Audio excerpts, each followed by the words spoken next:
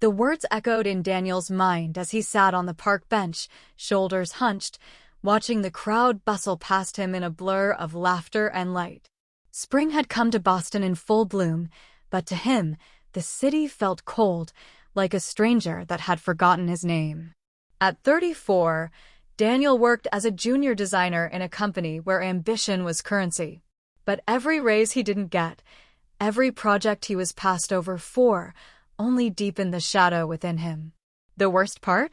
The one man always chosen instead was his best friend, Marcus.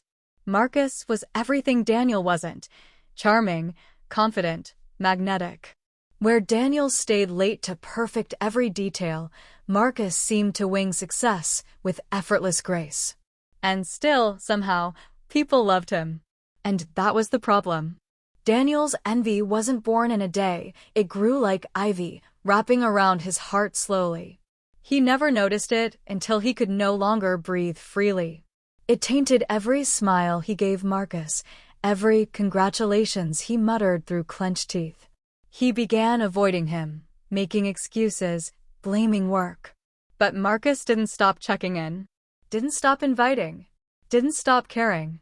One rainy Tuesday, the storm inside Daniel finally broke. He found himself in his boss's office with a coffee-stained folder, Marcus's latest project draft. He wasn't supposed to have it. And he certainly wasn't supposed to do what he was thinking: expose a flaw, even fabricate one. Just enough to tip the scales. Just enough to get his chance.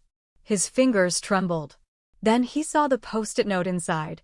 To Dan, couldn't have done this without your advice last week. You were right about the layout. Thank you, brother. It was in Marcus's messy scrawl. Daniel's hands froze.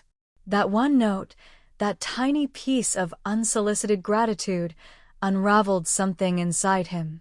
He saw a decade of memories, late-night talks, shared beers after heartbreaks, quiet support during his mom's illness. Marcus had never competed with him, never gloated, never stopped being his friend. Daniel left the folder untouched. That night, unable to bear the weight of his guilt, Daniel showed up uninvited at Marcus's apartment. The door opened, and before Marcus could speak, Daniel broke down.